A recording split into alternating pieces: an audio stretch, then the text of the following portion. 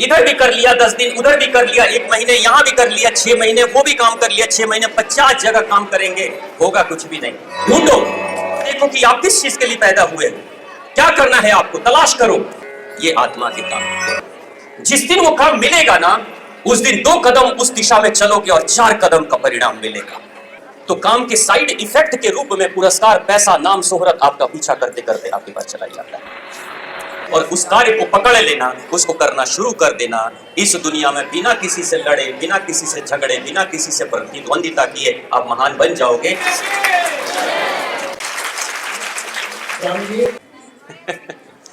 एक बार जोरदार ताली फिर से सामने देखिए।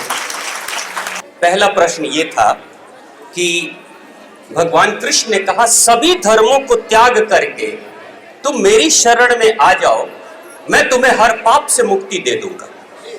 ऐसा ही प्रश्न था। भगवान ने, श्री कृष्ण ने यही कहा अंतिम अध्याय में। अब यहां भगवान जो कह रहे हैं बहुत गहरा मर्म है। ये बात कब की हो रही है? कुरुक्षेत्र के युद्ध में ये बात निकल कर आई थी और ये बात हुई थी आज से 5200 वर्ष पहले। अब दुनिया में जितने भी पंथ और संप्रदाय बने हैं सनातन के अलावा, उन सब का जन्म किसी का 1500 साल पहले तो किसी का 2000 साल पहले, यही हुआ है ना। तो भगवान 5000 साल पहले किस धर्म की बात कर रहे हैं? सारे धर्मों को छोड़ दो, मेरी शरण में आ जाओ। वो धर्म बड़ा निराला है। भगवान क्या कह रहे हैं? स्वधर्म को जो त्याग देता है वो पाप करता है। यानी भगवान के कहने का अर्थ यह है कि आत्मा तो सभी है और हर आत्मा जब आती है तो वो परम आत्मा की संभावना लेकर आती है, बनने की संभावना लेकर आती है। हर छात्र जो नर्सरी कक्षा में एडमिशन लेता है या लोअर क्लास में एडमिशन लेता है, वो यही उम्मीद करके तो आता है या उसके माता पिता उम्मीद करके इनरोलमेंट कराते हैं या एडमिशन कराते हैं कि एक दिन ये बच्चा ग्रेजुएट भी होगा, एक दिन ये मास्टर डिग्री भी करेगा, एक दिन पीएचडी भी करेगा। छात्र बन के जा रहा है लेकिन गुरु बन के निकलेगा विद्यालय से, इसी उम्मीद से भेजते हैं, नहीं तो कोई क्यों पढ़ाएगा। भगवान कृष्ण क्या कह रहे हैं कि हर आत्मा जो इस धरती पे आती है वो किसी खास मकसद से आती है। आपके जीवन के, जन्म के लेने का कोई मकसद आपने कभी सोचा कि आप क्यों यहां पे आए हो?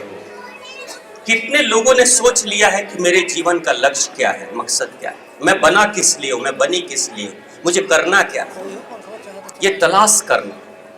जिस दिन इस तलाश को पूरी कर लोगे, जिस दिन ढूंढ लोगे कि आप पैदा किस लिए हुए हो, उसी दिन आप अपनी आत्मा से मिल जाओगे। उस दिन इसी तलाश के लिए सिद्धार्थ जो बाद में चलकर बुद्ध बने थे, उन्होंने घर छोड़ा था इसी तलाश के लिए।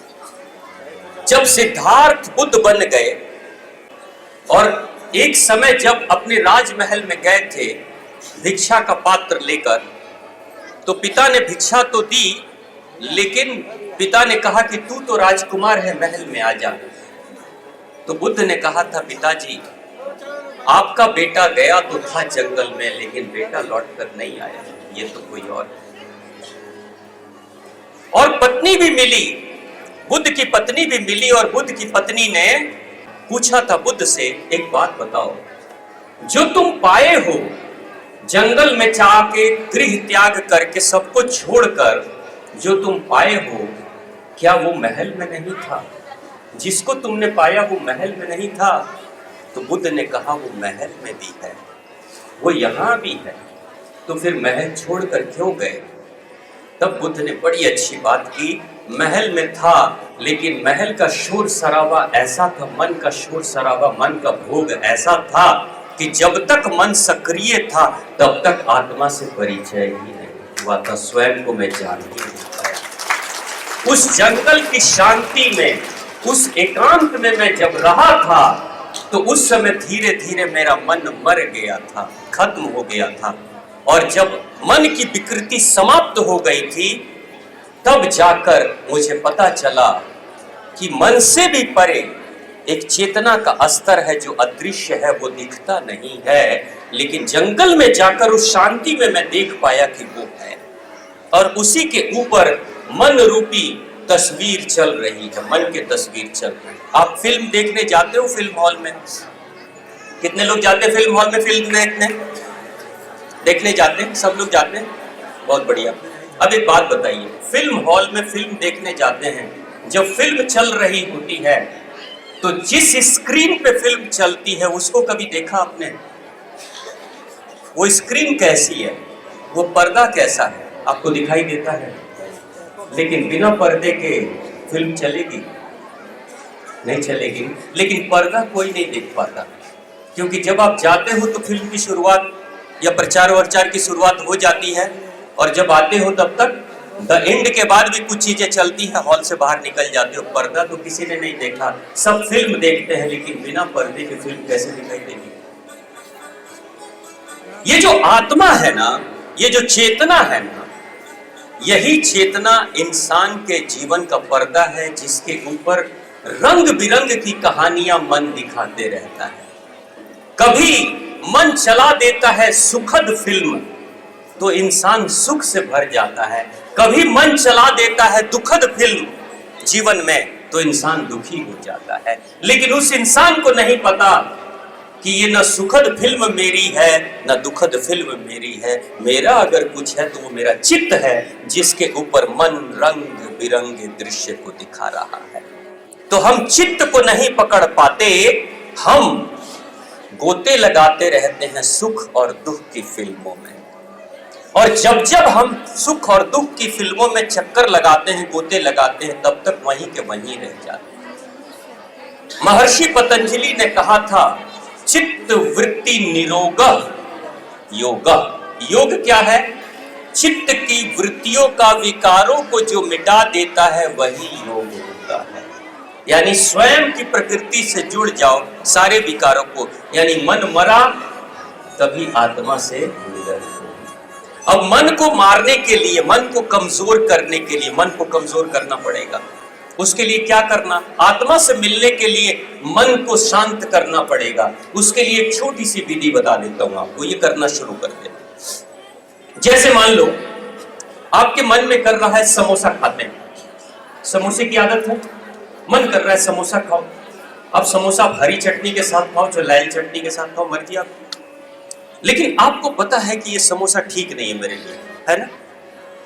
आपको पता है कि समोसा ठीक नहीं है, तो दुकान तक ले जाने के लिए, समोसा वाले तक ले जाने के लिए वो मन ही ना आपको घसीट के ले जाता है, घर से निकाल के ले जाता है, चलो वहां चलो, है नहीं? जैसे एक बाबूजी के बारे में पता चला कि जब शुगर के मरीज और मन करता है मिठाई खाने का तो ताक झांक कर लेते हैं और धीरे से मिठाई खा के निकल लेते हैं। और जो मिले पता चल गया, राज खुल गया, तो कहते हैं आओ तुम भी मिठाई खा लो, ताकि किसी को बोलना मत, है ना? तो कहने का अर्थ है कि आपको मन को शांत करना है। तो जैसे ही मन में आए ना समोसा खाने चलो, तो समोसे का लॉजिक भी देता है। आप कभी भी याद रखना, समोसे के बारे में सोच लोगे तो खाओगे आप आधे घंटे के बाद, 10 मिनट के बाद, लेकिन समोसे का टेस्ट आपके जीभ पे उसी वक्त आना शुरू हो जाता है। आता है कि नहीं? कितने लोग को आता है? हाथ उठाओ। आता है? देखिए आने लगा। चटनी का स्वाद आता है? आता है ना? अरे खुशबू भी आने लगती है समोसे की। हाँ, खुशबू भी आती है। वो खुशबू कहां से आ रही है? जबकि समोसा तो दूर है अभी। अंदर से मन बड़ा सातिर है, मन कहता है ना, ये समोसा नहीं खाने के लिए योजना बना रहा है। तब तक नाक में खुशबू आ जाती है, तब तक जीभ में स्वाद आ जाता है, यानी चारों तरफ से मन घेराबंदी करता है और फिर दौड़ा के इंसान को लेके जाता है। और जब वहां समोसा खिला देता है तब वही मन कहता है चल जा, मेरा मकसद पूरा हो गया। तो इंसान कहता है कल से नहीं खाऊंगा, अब कल से नहीं खाऊंगा। अब फिर कल जब आता है ना तो फिर कहता है चल समोसा खाने, आज वाला स्पेशल समोसा है।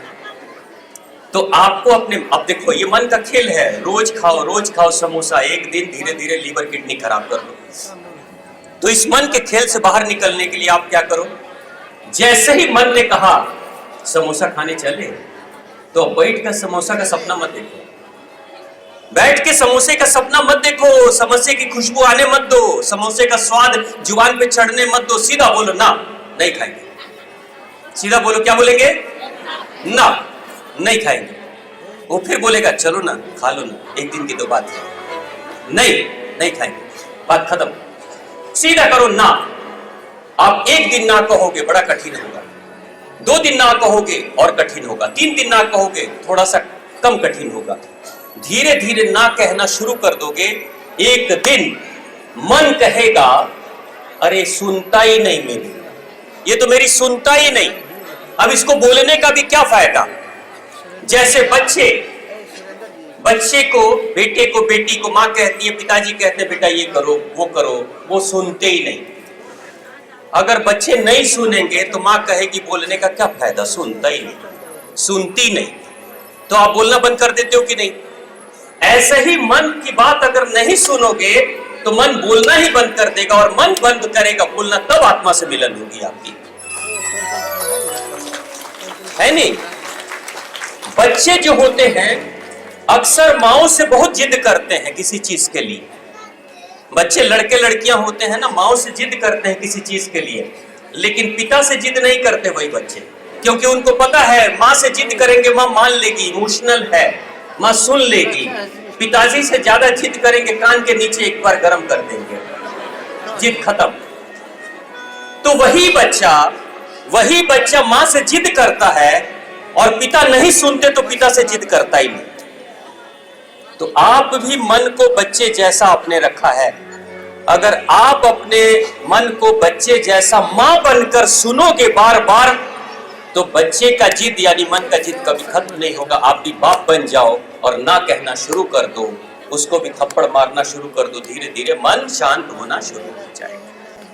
अब मन को शांत करोगे तो आत्मा से मिलन होगी। और जब आप जान लोगे, आप जानोगे कैसे कि मैं पैदा किस लिए हुई हूं, किस लिए हुआ हूं। कोई दुनिया का कोई भी ऐसा काम है जिस काम को करते समय आपको थकान महसूस नहीं होती, जिस काम को करते समय आपकी ऊर्जा बढ़ जाती है, जिस काम को करते समय आपकी भूख प्यास मिट जाती है, जिस काम को करते समय आप रिजल्ट के बारे में भी नहीं सोचते कि परिणाम क्या होगा, जिस काम को करने में आनंद आपको मिलता है, वही काम आपकी आत्मा का काम है, उसको करना। वही काम आपके सबकॉन्शियस माइंड का काम है। लता मंगेशकर से पत्रकारों ने पूछा महान गायिका कैसे बन गई।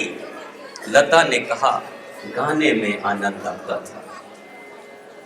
मैं महान बनने थोड़ी गई थी, मुझे गाने में आनंद आता था। वर्षों तक गाते रही, कब 30,000 गाने गा दिए, गिनती भी नहीं गिना, कब वर्ल्ड रिकॉर्ड बन गया, कब दुनिया की सर्वश्रेष्ठ गायिका बन गई, कब जहां खाने के लिए रोटी नहीं थी वही लता मंगेशकर जब दुनिया छोड़कर गई है, करोड़ की प्रॉपर्टी छोड़कर गई। वो पैसे कमाने नहीं गई थी लता मंगेशकर, वो सिंगर बनने नहीं गई थी लता मंगेशकर, वो न्यूज में अखबार में नाम दर्ज कराने नहीं गई थी। उसको तो गाने में आनंद आता था, वो गाते रहती थी, गाते गाते गाते गाते एक दिन महान सिंगर बन गई। यानी कि अपनी आत्मा के जन्म लेने के मकसद को लता ने पहचान लिया कि मैं पैदा ही हुई हूं गाने के लिए। वही काम जिंदगी भर करते रही। जब काम जिंदगी भर आत्मा का करते रही तो संसार की जितनी चीजें थी, चाहे घर हो, गाड़ी हो, बंगला हो, लता का सपना था। लता जब बहुत गरीब थी ना, तो उसका एक सपना था कि सारी महिलाएं चांदी के पायल पहनती है, लेकिन लता ने सोचा था कि मैं चांदी का पायल नहीं पहनूंगी, मैं तो सोने का पायल पहनूंगी। ये लता ने सोचा मैं सोने का पायल पहनूंगी। अब सोने का पायल तो आप लोग भी नहीं पहनते हो, है ना। लोग कहते हैं कि सोने का पायल नहीं पहनना चाहिए, पैरों में सोना नहीं पहनना चाहिए, लेकिन ये लता ने संकल्प किया था कि मैं एक दिन सोने का पायल पहनूंगी। और सच में सोने का पायल लता मंगेशकर पहनती थी, इतनी क्षमता विकसित हो गई थी उसकी। तो लता ने पैसे नहीं कमाए, पैसा तो बाई प्रोडक्ट के रूप में पीछे पीछे चला आया उसके। जब आप काम करने लगते हो ना, जब आपने अपनी आत्मा के काम करने लगते हो, अपने काम में लीन हो जाते हो, अपने काम के दीवानगी में चले जाते हो, जब आप अपने काम से प्रेम करने लगते हो ना, तो काम के साइड इफेक्ट के रूप में पुरस्कार, पैसा, नाम, शोहरत आपका पीछा करते करते आपके पास चला ही जाता है। और ऐसा व्यक्ति जो अपनी आत्मा का काम करता है, वो कभी परिणाम के बारे में सोचता ही नहीं है कि मैं फेल हो जाऊंगा कि पास हो जाऊंगा, कभी नहीं सोचता। परिणाम है क्या? लता मंगेशकर, जब लता मंगेशकर महान सिंगर बनी ही नहीं थी, तो क्या परिणाम था कि भारत का सबसे बड़े सिंगर के रूप में 30,000 गानों को गाने वाली सिंगर एकमात्र मैं बनूंगी? कोई टारगेट था ही नहीं। ऐसे लोग काम में आनंद लेते हैं और काम पुरस्कार के रूप में उनको महान बना देता है। यानी आत्मा का किया हुआ काम, इस धरती पर जितने भी महान लोग हुए, चाहे वो महान वैज्ञानिक हुए, महान राइटर्स हुए, महान कलाकार हुए, महान समाज सेवी हुए, महान बिजनेसमैन हुए, महान तपस्वी साधक हुए, ये सारे लोग अपने काम से प्रेम करते थे और काम के प्रेम की दीवानगी में करते चले गए। दुनिया ने उनको महान बता दिया, बना दिया, उनके नाम के इतिहास रच दिए गए। ये आत्मा के काम। ढूंढो, आप भी ढूंढो, जाओ एक अकेले में एकांत में बैठो और ढूंढो, देखो कि आप किस चीज के लिए पैदा हुए हो, क्या करना है आपको, तलाश करो। जिस दिन वो काम मिलेगा ना, उस दिन 2 कदम उस दिशा में चलोगे और 4 कदम का परिणाम मिलेगा। पागल हो जाओगे, दीवाने हो जाओगे, रम जाओगे, दिन रात कुछ पता नहीं चलेगा। ऐसे रमे हुए जो लोग होते हैं ना, वो महान वैज्ञानिक बनते हैं। राम मनोहर लोहिया का नाम सुना आपने? सुना है ना? राम मनोहर लोहिया समाजवादी, बड़े विद्वान थे। सुना था राम मनोहर लोहिया ने आइंस्टीन के बारे में। आइंस्टीन एक महान साइंटिस्ट है, सुना था। जिज्ञासा हुई मन में कि जरा मिलता तो हूं कि वो महान वैज्ञानिक है कैसे, देखो तो कि आखिर वो महान कैसे है, करता क्या है। उसके घर पे चले गए। राम मनोहर लोहिया जर्मनी गए, उसके घर पे चले गए। अब घर पे जब गए ना, तो पत्नी ने कहा कि where are you coming from, कहां से आ रहे हो तुम? इन्होंने कहा I am coming from India. तो what is the purpose of coming, आने का क्या मकसद है? तो उन्होंने कहा कि I want to meet Einstein, मैं आइंस्टीन से मिलना चाहता हूं। पत्नी कहती है कि if you have any work, अगर कोई काम है तो बाहर जाकर अपना काम कर लो, फिर आना आराम से। तो उसने पूछा वेयर इज ही, वो कहाँ है, आइंस्टीन कहाँ है? तो वो कहती है कि he is in bathroom, toilet में है। पत्नी ने कहा वो टॉयलेट में है। भाई टॉयलेट में कोई जाता है तो कितनी देर के बाद निकलता है? कितनी देर के बाद आप लोग निकलते हो? 5 मिनट, 10 मिनट, 1 घंटा, आधा घंटा, कितने? 10 घंटा। आजकल तो नया नया का मूड बन गया है, वो चेयर पे बैठना। और कुछ में पता चला है कि वो बाथरूम में ना एक रेक भी बनी रहती है, उस पर न्यूज़पेपर रखी होती है, वहां बैठे हुए हैं और न्यूज़पेपर पढ़ रहे हैं। अब आजकल मोबाइल दिख रहे हैं। मैंने कहा कि जब इतना ही एडवांस होना है तो एक काम और कर लो, एक छोटा रेक और बना लो, उधर से चाय और कॉफी भी भिजवा लो, बैठ के वो भी पी लो भाई, वो भी काम कर लो, है नहीं? जब आराम से बैठना ही है तो बैठो सीट पे, काम तो कुछ करना है नहीं, क्योंकि जिसको बुला रहे वो निकलने के लिए तैयार नहीं, तो टाइम पास करो। अब उसने कहा, राम मनोहर लोहिया ने कहा कि भाई okay I am ready to wait, 10-15 minutes के बाद बाहर निकल जाएगा। तो कहती है if you wish to wait then wait, there is no time where he will come out. वो कब आएगा कुछ पता नहीं, आपको मर्जी, आपका इंतजार करना है, करो, बैठे रहे। ये भी आदमी थे महान, राम मनोहर लोहिया छोटे मोटे आदमी नहीं थे। कैसा महान व्यक्तित्व था राम मनोहर लोहिया। ये हैदराबाद ना कहता था हमको भी अलग बना दो, भारत से अलग निकाल दो, हम पाकिस्तान जैसा अलग देश बनाना चाहते। हैदराबाद ने कहा, हैदराबाद का जो निजाम था ना वो भारत में मिलना नहीं चाहता था। एकमात्र राम मनोहर लोहिया एक ऐसे समाजवादी नेता थे, ये बड़ा सा इन्होंने ढोलक खरीदा, बड़ा सा ढोलक, गले में रस्सी बांध ली और हैदराबाद की गलियों में कहीं चौक चौराहे पे खड़े हो जाते थे, डम डम डम डम डम डम डम डम ढोलक बजाते थे। लोग आते थे, देखते थे ये कौन नमूना आ गया, ये कहां से आया। जब कुछ लोग जमा हो जाते थे ना, तो राम मनोहर लोहिया बताते थे कि भारत के संविधान को मानने से, भारत में मिल जाने से, भारत का शासन होने से कितना लाभ होगा आप लोगों को। ये लगे भारत के बारे में बताने। भारत से मिलो, भारत अपनी आर्मी देगी, land force, air force, police प्रशासन, नौकरी देगी, सब कुछ भारत के प्रशासन से आपको मिलेगा। भारत में मिलने से आपको बड़ा लाभ हो जाएगा। ये चौक चौराहे पे राम मनोहर लोहिया ने घूम घूम के बोलना शुरू कर दिया। सारी की सारी जनता तैयार हो गई थी मेंटली कि हमें भारत में मिलना है। हैदराबाद की पूरी जनता तैयार हो गई, भारत में मिलना है। और निजाम कहता था हम नहीं मिलेंगे, तो सरदार पटेल ने धीरे से अपनी आर्मी भेज दी। और सरदार पटेल जब धीरे से आर्मी भेजी और आर्मी जब हैदराबाद में पहुंची, तो निजाम इस इंतजार में था कि लोग बगावत करेंगे।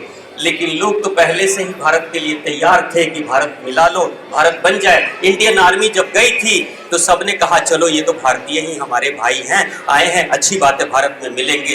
किसी ने बगावत ही नहीं किया और अंत में चुपके से, धीरे से, बिना रक्तपात किए इंडियन आर्मी निजाम को अरेस्ट करके लेके चली आई, हैदराबाद को भारत में मिला लिया। हैदराबाद भारत में मिल गया। इतने महान व्यक्ति राम मनोहर लोहिया, वो गए थे आइंस्टीन से मिलने। अब ये व्यक्ति जब ऐसा साधक गया है तो वो ऑर्डिनरी काम थोड़ी करेगा। वो कहेगा, वो बोलते हैं मैं बैठूंगा, इंतजार करो। 5 घंटे के बाद, 5 घंटे के बाद वो निकला था। और जब बाहर निकला ना, तो उसके चेहरे पे अद्भुत हंसी थी, एक मुस्कुराहट। ऐसा लगा जैसे किसी को कोई खजाना मिल गया, ऐसा लगा जैसे कोई लॉटरी लग गई। आइंस्टीन के दमकते हुए चेहरे को जब देखा था राम मनोहर लोहिया ने, तो उसको प्रणाम किया, ग्रीट किया और बोला कि why you are so happy. Einstein कहता है who are you? I am from India, I am Ram Manohar Lohia. I want to know the secret of your happiness. मैं तुम्हारी खुशी का रहस्य जानना चाहता हूं, ऐसा राम मनोहर लोहिया ने पूछा। तो पता है आइंस्टीन क्या कहता है? आइंस्टीन कहता है कि after a long time I have solved one of my equation. मैं एक ऐसे गणित को सॉल्व मैंने किया है लंबे समय के बाद, जो बहुत समय से कर नहीं पा रहा था। इस दौरान बाथरूम में बैठ के मैंने कर लिया। जब बाथरूम में बैठा, ऐसे लोग जो होते हैं ना, ये सोच के नहीं पढ़ाई करते और कुछ करते कि जब टाइम टेबल होगा पढ़ने का तब बैठेंगे ना। वो खाते पीते, किचन में काम करते, बाथरूम में जाते, घूमते फिरते, पढ़ाई उनकी चल रही है, यानी डूबे रहते हैं। ऐसे लोग अपनी दुनिया में डूबे रहते हैं। और जब ऐसे डूबा हुआ, गोता लगाया हुआ इंसान जब कोई होता है ना, तो उसके अंदर अगर ऐसी दीवानगी आपके जीवन में कभी जग जाए, कुछ पाने के लिए, कुछ करने के लिए, कुछ करने के लिए, तो समझ लेना वही आपकी आत्मा का कार्य है। और उस कार्य को पकड़ लेना, उसको करना शुरू कर देना। इस दुनिया में बिना किसी से लड़े, बिना किसी से झगड़े, बिना किसी से प्रतिद्वंदिता किए आप महान बन जाओगे। बाद में इतिहास आपको महान लोगों में याद कर देगा। ये आत्मा का कार्य है। यही भगवान कृष्ण कहते हैं कि हे अर्जुन, जो धर्म को छोड़कर, जो सभी धर्मों को तू छोड़, सभी धर्म का मतलब, धर्म का एक और अर्थ होता है कर्तव्य, कार्य। जितने कार्य हैं तेरे कंफ्यूजन वाले, इधर भी कर लिया 10 दिन, उधर भी कर लिया 1 महीने, यहां भी कर लिया 6 महीने, वो भी काम कर लिया 6 महीने, 50 जगह काम करेंगे, होगा कुछ भी नहीं। तो सारे कार्य को छोड़ो और मेरी शरण में आओ। इसका मतलब परमात्मा कह रहे हैं कि अपनी आत्मा और मन के कंफ्यूजन को खत्म करके परम आत्मा की स्थिति यानी अपने आप को पहचानो और आत्मा को परमात्मा यानी जिसके लिए तुम पैदा हुए हो, वो काम परम आत्मा बनाने वाला काम तुम करो। सारे धर्म यानी सारे दूसरे कंफ्यूजन्स को छोड़कर तुम ये काम करोगे तो सारे पाप तुम्हारे मिट जाएंगे, यानी हर तरह का दुख मिट जाएगा। तुम जिसके लिए पैदा हुए हो वही तुम बन जाओगे। और जब तुम वो बन जाओगे तो शारीरिक, मानसिक और आध्यात्मिक रूप से तुम तृप्त हो जाओगे। हो सकता है कि तुम्हारे पास बैंक बैलेंस कुछ ना हो, लेकिन दिल के तुम राजा बन जाओ। दिल के तुम राजा। यही बात उन्होंने कहा। वो क्या कह रहे हैं कि धर्म को नहीं छोड़ना, यानी कि खुद को पहचानो मेरी शरण में, यानी अपने आप को परमात्मा बनाने की शरण में लाओ। तो प्रेम से बोलिए, मातृशक्ति मां भवानी की, मां जगदम्बा मां परम्बा की।